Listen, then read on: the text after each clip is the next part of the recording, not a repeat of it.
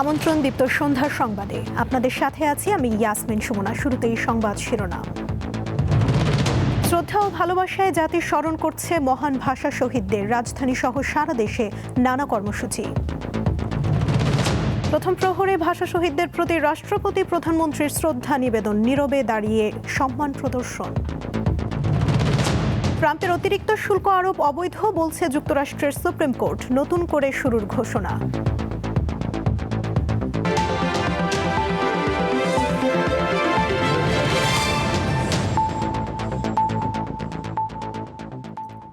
এবারে বিস্তারিত। স্বাধীনতাকে যদি বলা হয় লাল সবুজের পতাকা অর্জন, তবে ভাষা আন্দোলন সেই রক্তস্নাত যুদ্ধের সূচনা। বাঙালির সেই গর্বের দিনটিতে শ্রদ্ধা ও ভালোবাসায় ফুলে ফুলে ভরে ওঠে কেন্দ্রীয় শহীদ মিনার। মহান শহীদ ও আন্তর্জাতিক মাতৃভাষা দিবসে খালি পায়ে সারিবদ্ধভাবে হেঁটে ভাষা শহীদদের প্রতি শ্রদ্ধা জানান সর্বস্তরের মানুষ। ১৯৫২ থেকে ২০২৬ সময়ের সঙ্গে সঙ্গে দেশে এসেছে বহু পরিবর্তন, কিন্তু এই সূর্য যেন চিরন্তন। ঠিক তেমনি বাঙালির হৃদয়ে গেঁথে রয়েছে ২১-এর মাহাত্ম্য। রাষ্ট্রভাষা হিসেবে বাংলার স্বীকৃতির দাবিতে আন্দোলনে নেমে অসংখ্য সাহসী সন্তান জীবন উৎসর্গ করেন। তাদের আত্মত্যাগ কেবল একটি ভাষার জন্য নয়, একটি জাতির আত্মপরিচয় ও সাংস্কৃতিক অস্তিত্ব রক্ষার লড়াইয়ের প্রতীক। শহীদ মিনার কেবল একটি স্মৃতিস্তম্ভ নয়, এটি আধুনিক বাংলাদেশের স্থাপত্য চিন্তার একটি গুরুত্বপূর্ণ অধ্যায়। ভোরের আলো ফোটার আগেই প্রভাত ফেরিতে শহীদ মিনারের পথে নামে মানুষের ঢল। কারো কণ্ঠে কবিতা, কারো চোখে নীরব অশ্রু, কারো ঠোঁটে উচ্চারিত আমার ভাইয়ের রক্তে রাঙানো ২১শে ফেব্রুয়ারি।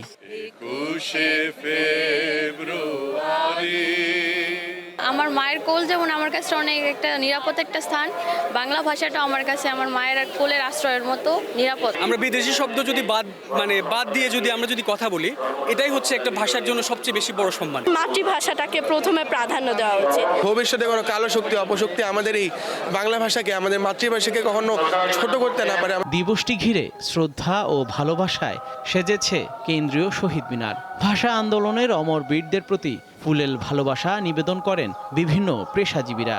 আমার মায়ের ভাষা আমার অধিকার, এবং সেই যে উদ্দীপনা, যেইভাবে আমরা বাঙালি হয়ে বেড়ে উঠেছি, এই দেশটাকে গড়ছি, সেই পথেই আমরা এগিয়ে যাব। বাংলা ভাষার মর্যাদা যারা এই ভাষায় কথা বলে তারাই এটা রক্ষা করছে এবং তারাই এটাকে আপহোল্ড করছে, উঁচু করে ধরছে।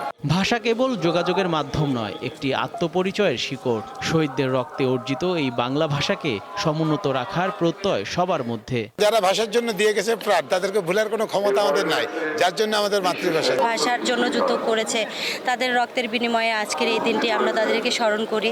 আমাদের মাতৃভাষাকে বারবার খণ্ডিত করার চেষ্টা করা হয়েছে, আমাদের এই ভূখণ্ডের মানুষ সেটাকে বারবার প্রতিহত করেছে। বর্তমান শহীদ মিনারের প্রধান স্তম্ভের উচ্চতা প্রায় ১৪ মিটার। এর বাঁকানো স্তম্ভ যেন মায়ের বুকে দাঁড়িয়ে থাকা সন্তানের প্রতীক। মাতৃভাষার জন্য প্রাণ দেওয়া শহীদদের স্মরণে এক শিল্পিত স্থাপত্য ভাষা। ভাষা শহীদদের আত্মত্যাগ আমাদের শেখায় অধিকার আদায়ের সাহস ও ঐক্যের শক্তি। ২১-এর চেতনা হোক বৈষম্যহীন সমাজ গড়ার প্রেরণা, মাতৃভাষার মর্যাদা রক্ষার অঙ্গীকার, এমনটাই প্রত্যাশা সবার। দীপ্ত সংবাদ, কেন্দ্রীয় শহীদ মিনার, ঢাকা।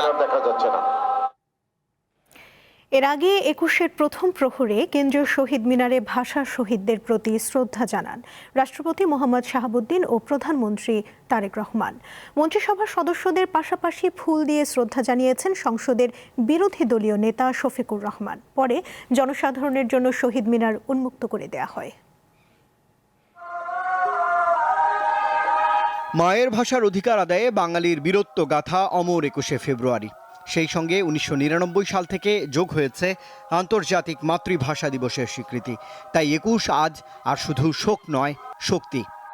জনাব মোহাম্মদ শাহাবুদ্দিন এগিয়ে যাচ্ছেন। শুক্রবার দিবাগত রাত ১২টা ১ মিনিটে ২১-এর প্রথম প্রহরে কেন্দ্রীয় শহীদ মিনারে শ্রদ্ধা জানান রাষ্ট্রপতি মোহাম্মদ শাহাবুদ্দিন। এ সময় তিনি কিছুক্ষণ নীরবে দাঁড়িয়ে শহীদদের প্রতি সম্মান জানান। এর কিছুক্ষণ পর শহীদ বেদিতে ফুল দিয়ে শ্রদ্ধা জানান প্রধানমন্ত্রী তারেক রহমান। তিনি ভাষা শহীদদের আত্মার মাগফিরাত কামনা করে দোয়া মোনাজাত করেন। ইয়া আল্লাহ, আপনার রহমতের চাদর দিয়ে আমাদের দেশটাকে আপনি আবৃত করে দিন। পরে দলের চেয়ারম্যান হিসেবে কেন্দ্রীয় নেতাদের নিয়ে বিএনপির পক্ষে শহীদ বেদিতে ফুল দেন তারেক রহমান। জনাব তারেক রহমানের নেতৃত্বে স্থানীয় সরকার মন্ত্রী ও বিএনপি মহাসচিব মির্জা ফখরুল ইসলাম আলমগীর শ্রদ্ধা জানিয়ে গণমাধ্যমকে বলেন, ফ্যাসিস্ট সরকারের জাঁতাকলে ২১ ছিল অবরুদ্ধ, যা আজ মুক্ত। মুক্ত পরিবেশে, মুক্ত বাংলাদেশে দীর্ঘদিন পরে আজকে আমাদের শহীদদের স্মরণ করতে এসেছি এবং নিঃসন্দেহে ২১-এর চেতনাই তো আমাদের স্বাধীনতা এবং পরবর্তী সংগ্রাম, আমাদের গণতন্ত্রের সংগ্রাম, আমাদের জুলাই যুদ্ধ, সবই ২১-এর চেতনাকে থেকে উৎপত্তি হয়েছে বলে আমরা মনে করি। আমাদের অর্থনীতিকে সংহত করা, আমাদের রাজনীতিকে আরো সংহত করা, এই কাজগুলো আমরা ২১-এর চেতনাকে ধারণ করতে সক্ষম হব বলে আমি বিশ্বাস করি। ৫২ ভাষা শহীদদের প্রতি ফুলেল শ্রদ্ধা জানান জাতীয় সংসদের বিরোধী দলীয় নেতা ও জামাত ইসলামীর আমির শফিকুর রহমান। পরে তিনি শহীদদের জন্য দোয়া করেন।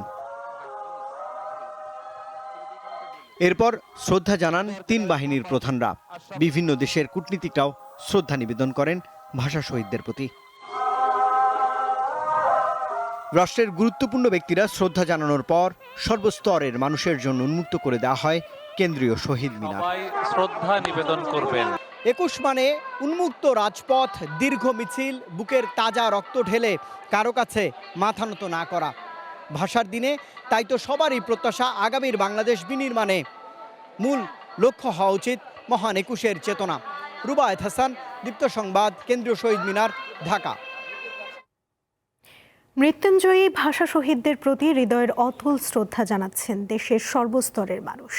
২১-এর প্রথম প্রহর থেকেই সারা দেশের শহীদ মিনার ঢেকে যায় পুষ্পমাল্যে, শ্রদ্ধাঞ্জলিতে। সেখানে জড়ো হন নারী, পুরুষ, তরুণ, বৃদ্ধ, শিশু, কিশোর সবাই।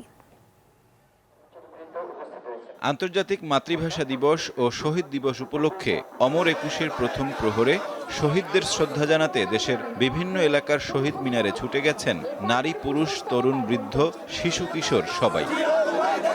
সাভারে স্থানীয় শহীদ মিনারে ফুল দিয়ে ভাষা শহীদদের প্রতি শ্রদ্ধা জানান বিএনপি সহ বিভিন্ন রাজনৈতিক দলের নেতাকর্মীরা। সরকারি বেসরকারি প্রতিষ্ঠানের কর্মীরাও শহীদদের প্রতি শ্রদ্ধা নিবেদন করেন।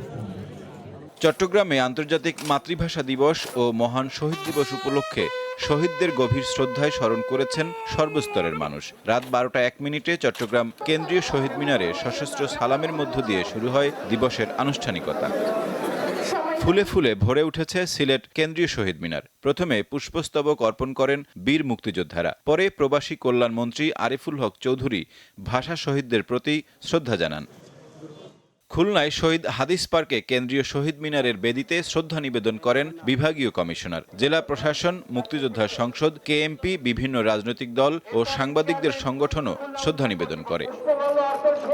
বরিশালে যথাযোগ্য মর্যাদায় মহান শহীদ দিবস ও আন্তর্জাতিক মাতৃভাষা দিবস পালিত হয়। দিবসটি উপলক্ষে নগরীর কেন্দ্রীয় শহীদ মিনারে শ্রদ্ধা নিবেদন করতে ভিড় করেন বিভিন্ন শ্রেণী পেশার মানুষ।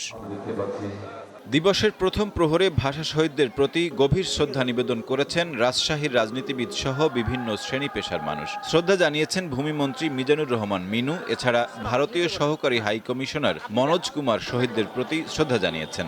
আন্তর্জাতিক মাতৃভাষা দিবস উপলক্ষে আমি সবাইকে হার্দিক শুভেচ্ছা জানাই। শহীদের প্রতি আমার বিনম্র শ্রদ্ধাঞ্জলি।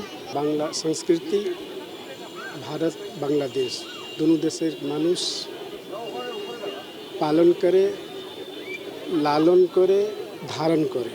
রংপুরে ভাষা শহীদদের প্রতি শ্রদ্ধা জানিয়েছে সরকারি বেসরকারি বিভিন্ন প্রতিষ্ঠান। শ্রদ্ধা জানান রংপুর ৩ আসনের সংসদ সদস্য মাহবুবুর রহমান বেলাল, বিএনপি ও এর অঙ্গ সংগঠনের নেতাকর্মী এবং এনসিপির জেলা ও মহানগরের নেতাকর্মীরা। কুমিল্লায় যথাযোগ্য মর্যাদায় পালিত হয়েছে অমর ২১শে ফেব্রুয়ারি ও আন্তর্জাতিক মাতৃভাষা দিবস। প্রথম প্রহরে নগরীর টাউন হল মাঠের কেন্দ্রীয় শহীদ মিনারে মানুষের ঢল নামে। ময়মনসিংহে রাত ১২টা ১ নগরীর টাউন হল শহীদ মিনার বেদিতে প্রথমে পুষ্পার্ঘ্য অর্পণ করেন বিভাগীয় কমিশনার ফারাহ শাম্মী। পরে অন্যরা ফুল দিয়ে শ্রদ্ধা নিবেদন করেন। ব্রাহ্মণবাড়িয়ায় শহীদ মিনারে শ্রদ্ধা জানাতে গিয়ে স্থানীয় বিএনপির একাংশের হামলার শিকার হওয়ার অভিযোগ করেছেন সরাইল, আশুগঞ্জ ও বিজয়নগর একাংশের সংসদ সদস্য রুবিন ফারহানা।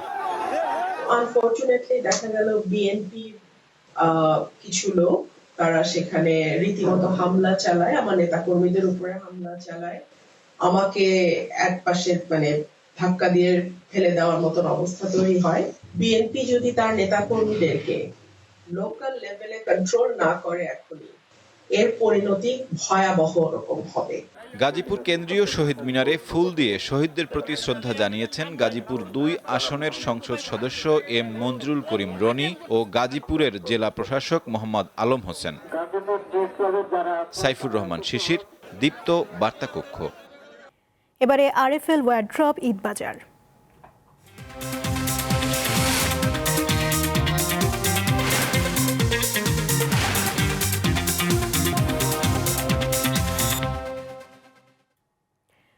রোজা শুরুর পর থেকে ঈদের আনন্দ ভাগাভাগির ছোঁয়া লেগেছে রাজধানীর বিপণী বিতানগুলোতে।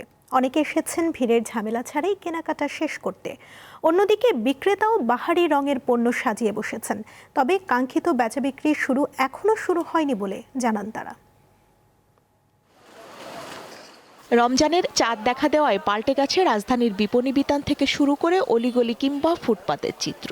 দোকানে দোকানে হরেক রকম পণ্যের সমাহার, তবে বেচা বিক্রি এখনো জমে ওঠেনি। প্রথম তো এই জন্য একটু বেশি কম হচ্ছে আর কি। কিছুদিন পরে আসলে সবসময় প্রতি বছর এরকমই হয়। বর্তমান ব্যবসার যে পরিস্থিতি আসলে বলার মতো কোনো অবস্থা নাই। আগের মতো এবার ওরকম ব্যবসা নাই, খুবই কম, কাস্টমারও কম। কাস্টমার আমরা যেভাবে এক্সপেক্ট করছিলাম সেভাবে এখন নাই মার্কেটে। উৎসবের রঙে নিজেকে রাঙিয়ে তুলতে এবং শেষ মুহূর্তের ভিড় এড়াতে আগেই পছন্দের পোশাকটি বেছে নিতে চান কেউ কেউ। ক্রেতাদের আকৃষ্ট করতে মূল্য ছাড় দিচ্ছেন কোনো দোকানি। আমি ঈদের জামা কাপড় কিনবো, জুতা কিনবো, মেহেদি কিনবো, চুড়ি কিনবো। পরবর্তীতে আসলে একটু জ্যামজট বেশি হয়। রমজানের প্রথম দিকে আসলাম যে আসলে ভিড় একটু কম আছে, আরো 2-4 দিন গেলে হয়তো বা ভিড়টা একটু বেশি হবে। রাজধানীর ফুটপাতেও পণ্য সাজিয়ে ক্রেতার অপেক্ষা করছেন দোকানিরা, তবে এখনো প্রত্যাশিত ক্রেতা পাচ্ছেন না তারা। 15 রমজানের পরের থেকে আমাদের বেচাকেনাটা বাড়ে, এখন আপাতত একটু কম। এখনো বোঝা যাচ্ছে না, আজকে মাত্র দ্বিতীয় রমজান, দেখা যাক আরো 3-4 দিন যাক, তারপর বোঝা যাবে। সবে বরাতের পরে ঈদের কেনাকাটা গত 15 দিন অনেক ভালো ছিল। সময় যত গড়াবে ঈদের বেচা বিক্রি ততই বাড়বে বলে আশা বিক্রেতাদের। স্বস্তিকা সিংহ, দীপ্ত সংবাদ, ঢাকা। রাজধানীর তেজগাঁও কার্যালয়ে প্রথমবারের মতো অফিস করলেন প্রধানমন্ত্রী তারেক রহমান। সকাল 10টার কিছু সময় পর তেজগাঁওয়ে প্রধানমন্ত্রীর কার্যালয়ে যান তিনি। এ সময় কার্যালয়ে মুখ্য সচিব ABM আব্দুস সাত্তার ও অতিরিক্ত প্রেস সচিব আতিকুর রহমান রুমন প্রধানমন্ত্রীকে স্বাগত জানান। প্রধানমন্ত্রী নিজের কার্যালয়ের মূল ভবনে প্রবেশের আগে সাবেক প্রধানমন্ত্রী খালেদা জিয়া সরকারের সময় দায়িত্ব পালনকারী কর্মকর্তা কর্মচারীদের সঙ্গে কুশল বিনিময় করেন।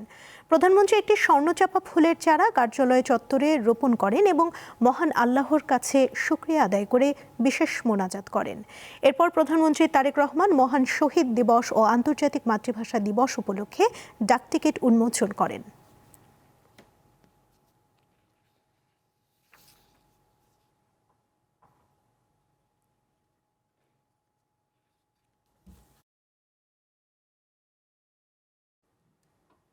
আন্তর্জাতিক প্রসঙ্গ।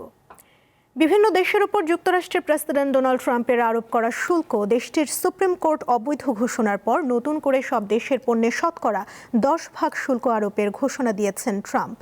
সর্বোচ্চ আদালতের রায় অসন্তোষ প্রকাশ করেন প্রেসিডেন্ট। এরপরই ভিন্ন আইন প্রয়োগের মাধ্যমে নতুন শুল্ক আরোপের ঘোষণা দেন তিনি। যুক্তরাষ্ট্রের প্রেসিডেন্ট ডোনাল্ড ট্রাম্প দ্বিতীয় মেয়াদে ক্ষমতায় আসার পর ইমার্জেন্সি ইকোনমিক পাওয়ার্স অ্যাক্ট নামের বিশেষ আইন প্রয়োগ করে গত বছর বিভিন্ন দেশের পণ্যে বাড়তি শুল্ক আরোপ করেন। এতে বিভিন্ন দেশের সঙ্গে ওয়াশিংটনের টানাপোড়েন শুরু হয়, যা বৈশ্বিক বাণিজ্যে অস্থিরতার জন্ম দেয়। শুক্রবার যুক্তরাষ্ট্রের সুপ্রিম কোর্ট ট্রাম্পের এই বৈশ্বিক শুল্ক নীতিকে বেআইনি ঘোষণা করে আরোপিত সব শুল্ক প্রত্যাহারের নির্দেশ দেয়। 6-3 ব্যবধানের ঐতিহাসিক এই রায়ে আদালত জানায় এই আইন প্রেসিডেন্টকে শুল্ক আরোপের এখতিয়ার দেয়নি। কংগ্রেসের অনুমতি ছাড়া এককভাবে এই শুল্ক আরোপ করে প্রেসিডেন্ট ট্রাম্প তার ক্ষমতার অপব্যবহার করেছেন। বৈশ্বিক শুল্ক নীতিকে অবৈধ ঘোষণা করা সুপ্রিম কোর্টের 6 বিচারকের উপর চটেছেন ডোনাল্ড ট্রাম্প। এই রায়কে ভয়ানক এবং হতাশাজনক আখ্যা দিয়ে তাদের ব্যাপক সমালোচনা করেন তিনি। আদালতের রায়ের পর হোয়াইট হাউসের সংবাদ সম্মেলনে বিশ্বের সব দেশের পণ্যের উপর নতুন করে শতকরা 10 হারে শুল্ক আরোপের ঘোষণা দেন প্রেসিডেন্ট ট্রাম্প। বিকল্প আইন ব্যবহার করে এই সিদ্ধান্ত নেওয়া হয়েছে বলে জানান তিনি। নতুন এই শুল্ক বাংলাদেশের মতো উন্নয়নশীল দেশগুলোর রপ্তানি খাতের জন্য বড় চ্যালেঞ্জ হয়ে দাঁড়াতে পারে বলে আশঙ্কা ব্যবসায়ীদের। আশরাফ শুভ, দীপ্ত, বার্তা কক্ষ। ইরানের সাথে চলমান উত্তেজনার মধ্যে জর্ডানের নজিরবিহীন সামরিক উপস্থিতি বাড়িয়েছে যুক্তরাষ্ট্র। শুক্রবার প্রকাশিত স্যাটেলাইট ছবিতে দেখা যায় জর্ডানের মধ্যাঞ্চলে অবস্থিত মুয়াফফাক সালতি সামরিক ঘাঁটিতে অন্তত 60টিরও বেশি যুদ্ধবিমান মোতায়েন রয়েছে, যা স্বাভাবিক সময়ের তুলনায় প্রায় 3 গুণ। ফ্লাইট ট্র্যাকিং তথ্য অনুযায়ী গত রোববার থেকে অন্তত 68টি কার্গো বিমান জর্ডানের ওই ঘাঁটিতে সামরিক সরঞ্জাম নিয়ে অবতরণ করে।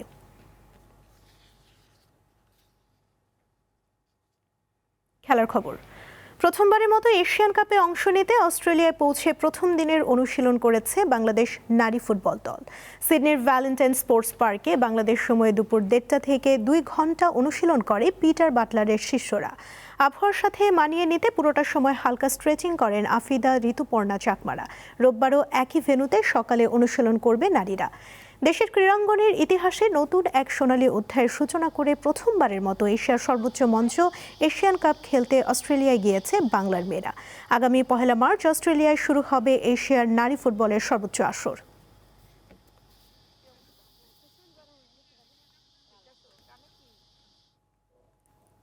দীপ্ত সন্ধ্যার সংবাদ শেষ করার আগে শিরোনামগুলো জানিয়ে দিচ্ছি আরও একবার। শ্রদ্ধা ও ভালোবাসায় জাতি স্মরণ করছে মহান ভাষা শহীদদের। রাজধানী সহ সারা দেশে নানা কর্মসূচি। প্রথম প্রহরে ভাষা শহীদদের প্রতি রাষ্ট্রপতি প্রধানমন্ত্রীর শ্রদ্ধা নিবেদন, নীরবে দাঁড়িয়ে সম্মান প্রদর্শন। ট্রাম্পের অতিরিক্ত শুল্ক আরোপ অবৈধ বলছে যুক্তরাষ্ট্রের সুপ্রিম কোর্ট, নতুন করে শুরুর ঘোষণা।